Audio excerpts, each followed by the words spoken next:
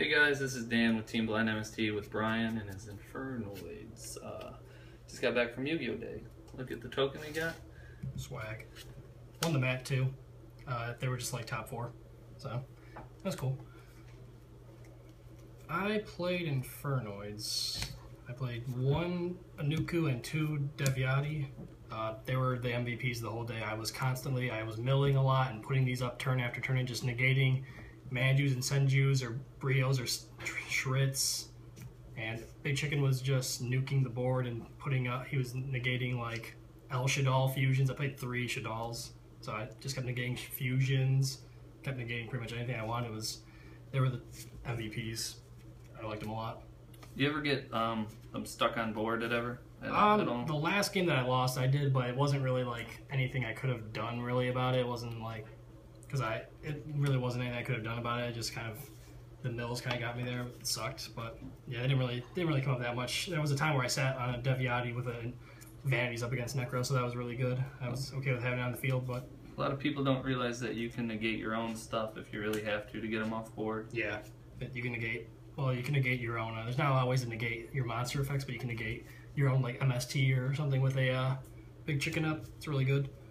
And I played 3 Tondale. It's just you need 3 of him because he banishes from the to summon back from the grave. You have to have 3 of them.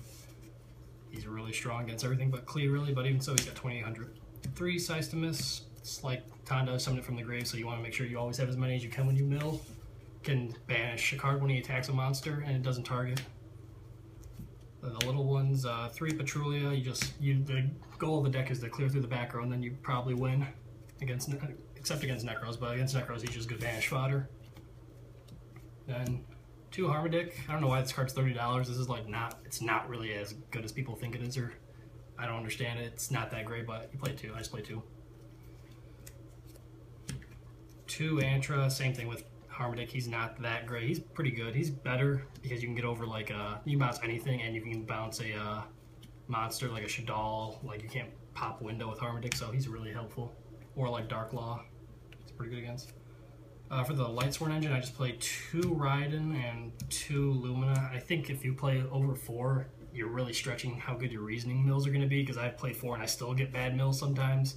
So you really want to try to maximize your reasoning potential, and I think Ryan's just really good.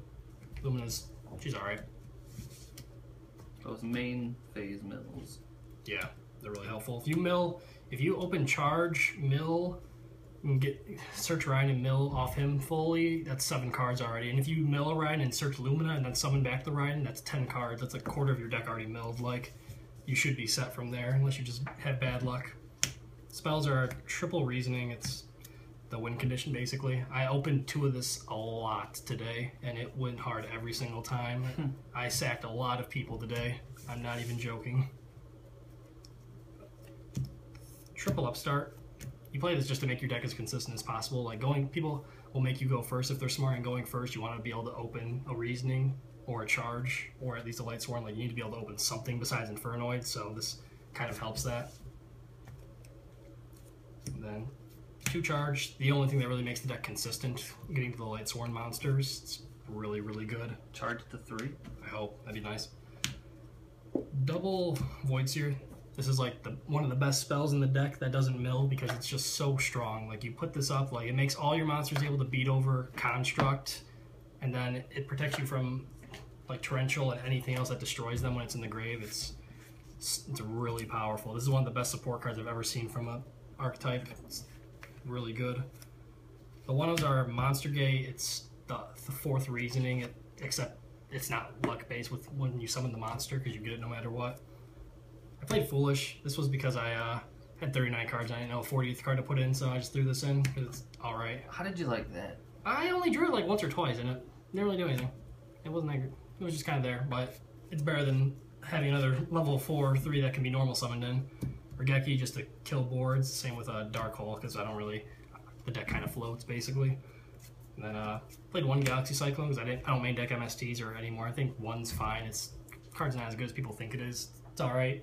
You always side it out because you should expect Lancias or Iron Wall in, so this is dead, so I always side this out game 2 and 3, unless I'm playing Necros. Even Necro, yeah, against Necros I still side it out too. And then the burial, this is busted. I opened double reasoning and this, and put up like a Tondale, a Archmichael, and a Deviati, and then put 3 of them back into the grave for fuel. It was disgusting. I'd say that's a win. Yeah. The traps are 2 mistake. This is really good for against Necros and Klee. It usually always gets sided out for like just back row hate instead. Again, except against Necros, I put the 3rd one in. It's pretty helpful, and they don't have MSTs for it. And then Vanities. This is like broken in this deck because you just put it up. Like I won against my Necros matchup today. I opened this both times and just it put him to he negged too much to win. And then Torrential's like just really good because the deck kind of floats, and it's so strong when people overextend.